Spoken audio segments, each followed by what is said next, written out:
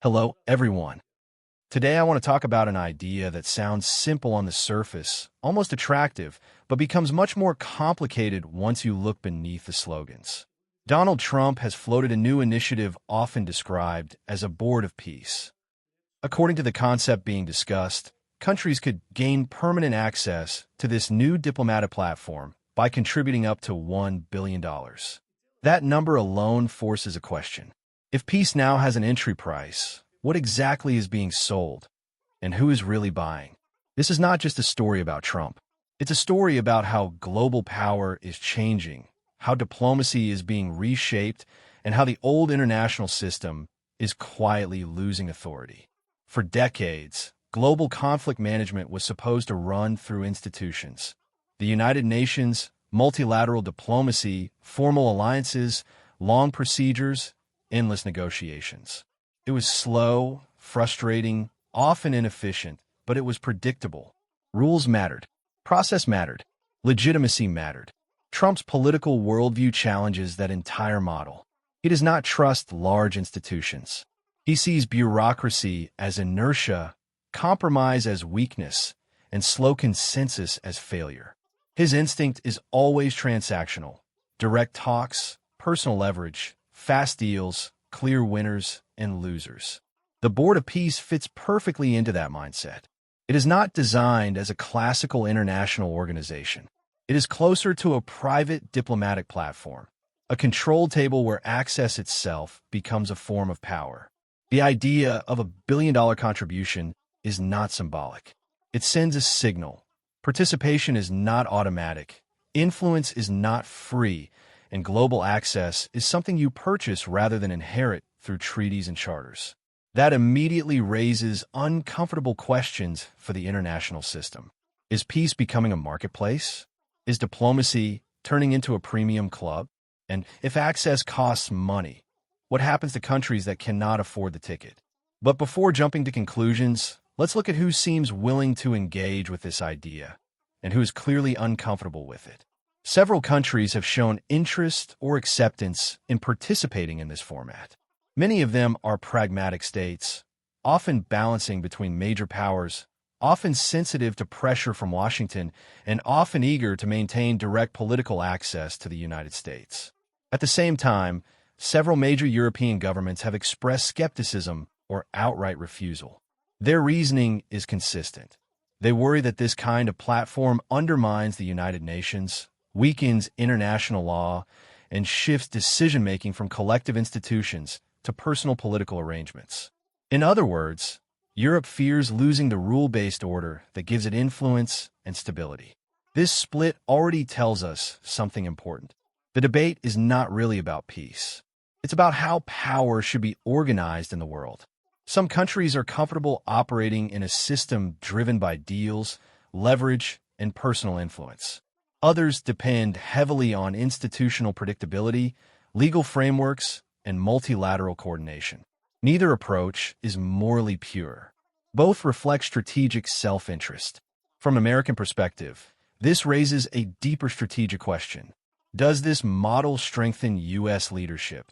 Or does it undermine the very system that allowed American influence to expand after World War II? On one hand, there's a clear appeal. A flexible, deal-driven platform gives Washington more room to maneuver. It reduces bureaucratic friction.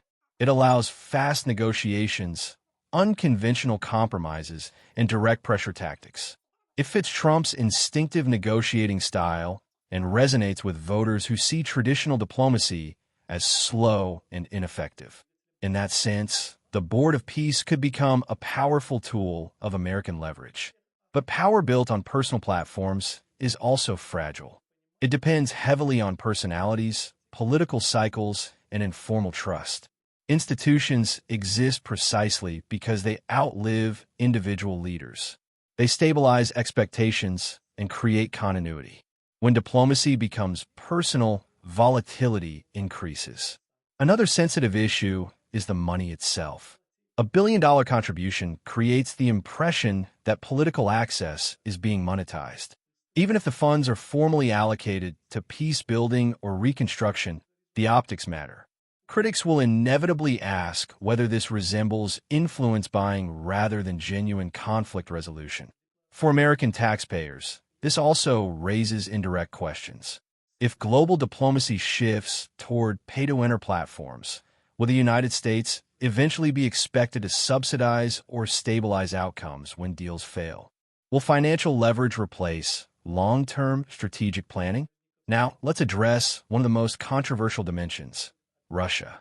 Russia has reportedly received an invitation and has discussed the possibility of participating, including suggestions that frozen assets might be redirected toward funding such initiatives. Whether this happens or not is still unclear. But the fact that the idea is even discussed reveals how transactional this model could become. If a geopolitical adversary can potentially convert frozen assets into diplomatic influence, this introduces a new layer of complexity. It could open negotiation channels, but could also weaken sanction leverage if mismanaged. This leads to a critical strategic dilemma. Can a deal-based peace architecture coexist with long-term deterrence and accountability? Deals work best when both sides trust enforcement mechanisms. In geopolitics, enforcement is rarely neutral or automatic. It depends on power balances, credibility, and political will. Another key issue often overlooked is what this means for smaller states. In traditional multilateral systems, small and medium-sized countries benefit from rules. They gain protection from arbitrary pressure because procedures limit unilateral dominance. In a deal-based system, leverage matters more than rules. Access becomes a privilege rather than a right. For some smaller states, joining such a platform offers security through proximity to power. Being inside the room feels safer than standing outside, but it also increases dependency. Influence becomes conditional on continued political alignment and financial participation. This creates a subtle hierarchy, not formally written, but structurally embedded. From a global stability perspective, this can generate new asymmetries and new resentments. Now let's return to Europe's hesitation. European political culture is deeply anchored in legal frameworks, multilateralism, and institutional continuity. The European Union itself exists because rules replaced raw power competition inside the continent. Any structure that weakens formal institutions automatically triggers concern. Europe also understands something else. Once parallel diplomatic structures become normalized, influence shifts toward whoever controls the platform. In this case, that would clearly be Washington, and more specifically, whoever occupies the White House. For European leaders, this introduces strategic uncertainty. Today it may be Trump. Tomorrow it could be someone with very different priorities. Betting on personal diplomacy rather than institutional stability carries long-term risks. This explains why Europe prefers caution. However, refusing participation also carries risks. If the platform becomes influential, staying outside means losing access to critical negotiations. It could marginalize European voices in future crisis management. So Europe faces a dilemma between protecting principles and preserving influence. This tension is likely to grow. Now let's step back and ask the bigger question. Is this simply Trump's political style, or is it part of a broader shift in global governance? In reality, the world has already been moving away from strong, multilateral consensus for years. Great power competition has intensified. Trust in international institutions has declined. Sanctions, trade wars, technological fragmentation, and security rivalries have eroded cooperation. Trump's proposal reflects this environment rather than creating it. He is not inventing the breakdown of institutions.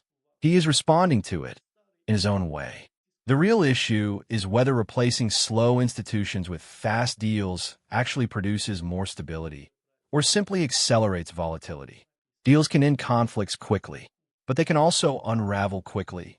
Without shared norms, every agreement becomes provisional. Every compromise becomes renegotiable. Predictability declines. For financial markets, investment planning, supply chains, and long-term security planning, predictability matters more than speed. This matters not only for governments, but for ordinary people. Energy prices, trade flows, inflation, employment stability, migration patterns, all of these are indirectly shaped by how stable the global system is. When diplomacy becomes improvisational, volatility spreads. Another dimension rarely discussed is legitimacy. Peace agreements imposed through elite bargaining without institutional backing often face resistance on ground.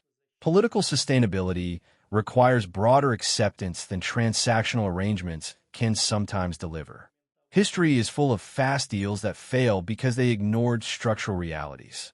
At the same time, it would be naive to pretend that existing institutions are functioning well. Many conflicts remain frozen or unresolved for decades. Bureaucratic inertia frustrates crisis management. Veto politics paralyze collective action. So the appeal of alternative mechanisms is understandable. The danger lies in replacing imperfect systems with unstable ones. For the United States, this becomes a strategic balancing act. Short-term leverage versus long-term system leadership. Speed versus legitimacy. Control versus predictability. American power historically rested not only on military and economic strength, but on the ability to shape institutions, norms, and rules. If Washington gradually shifts toward transactional diplomacy, it may gain tactical flexibility but lose structural influence over time. That trade-off deserves serious reflection. Now, let's address the emotional dimension. Trump's supporters often see his deal-making style as refreshing realism. Critics see it as reckless improvisation. Both perspectives contain elements of truth. Deal-making can cut through deadlock. But geopolitics is not real estate. Countries are not companies. Conflicts involve identity, history, security fears, and domestic politics. Not everything can be solved by price negotiation.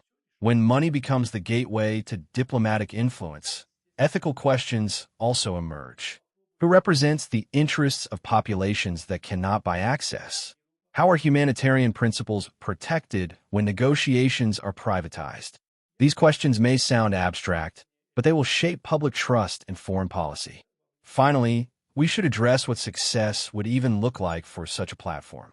If the Board of Peace manages to facilitate one or two visible de-escalations, it will be marketed as a breakthrough. If it fails, it will quietly fade, but the precedent will remain. Once the idea that peace can be monetized enters mainstream political imagination, it does not disappear easily.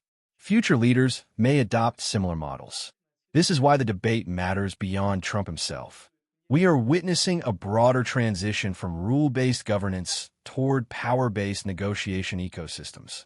The Board of Peace is simply a visible symbol of that shift. Whether that shift produces a more stable world or a more fragmented one remains uncertain. What is clear is that the price of global influence is becoming more explicit. Money, access, leverage, personal relationships, all are moving to the center of diplomacy.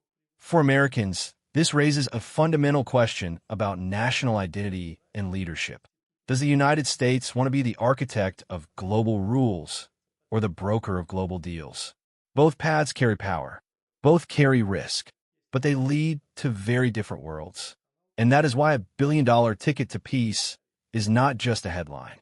It is a signal of how international politics itself may be transforming. Thank you for watching. If you value calm, serious analysis of global politics, subscribe to the channel and stay engaged.